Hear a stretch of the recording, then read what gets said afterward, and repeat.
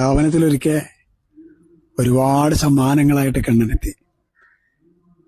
വരുന്നവർക്ക് മുഴുവൻ പവിഴരത്നങ്ങളും മരതകവും ഹേമന്തമൊക്കെ വാരിക്കൊടുക്കേണ്ട കേട്ട് എത്ര ആളുകൾ അവിടെ കൂടിയെന്നറിയില്ല.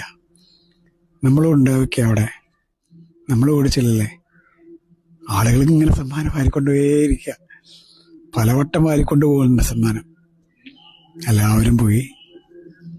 ഇനി ആ മേശപ്പുറത്തൊന്നുമില്ല. പക്ഷെ ഏറ്റവും വിലപ്പെട്ട സമ്മാനം ആരും കൊണ്ടുപോയിട്ടില്ല. ഏറ്റവും വിലപ്പെട്ട സമ്മാനം അതിലേക്കാരും നോക്കിയിട്ടും കൂടിയില്ല.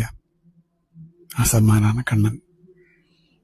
അവിടെ ഗോപികമാരുണ്ടെങ്കിൽ അവർ ഈ സമ്മാനത്തിൻ്റെ അങ്ങാപ്പുറത്ത് നിൽക്കുന്ന കണ്ണനെ മാത്രമേ കാണുള്ളൂ.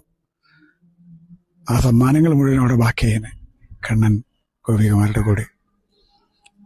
ഈ ലോകത്ത് നമ്മൾ ജീവിക്കുമ്പോൾ, ഈ ഭൗതിക സുഖഭോഗങ്ങളുടെ പുറകെ നമ്മൾ ഓടുമ്പോൾ, നമ്മളും ഈ സമ്മാന പെരുമഴയുടെ പുറകെയാണെന്നും മഹാസമ്മാനമായ കണ്ണൻ, ആ കണ്ണനെ നമ്മൾ അറിയാതെ പോകുന്നുണ്ടെന്നും തിരിച്ചറിയണം. കൃഷ്ണ ഗുരുവായൂരപ്പ.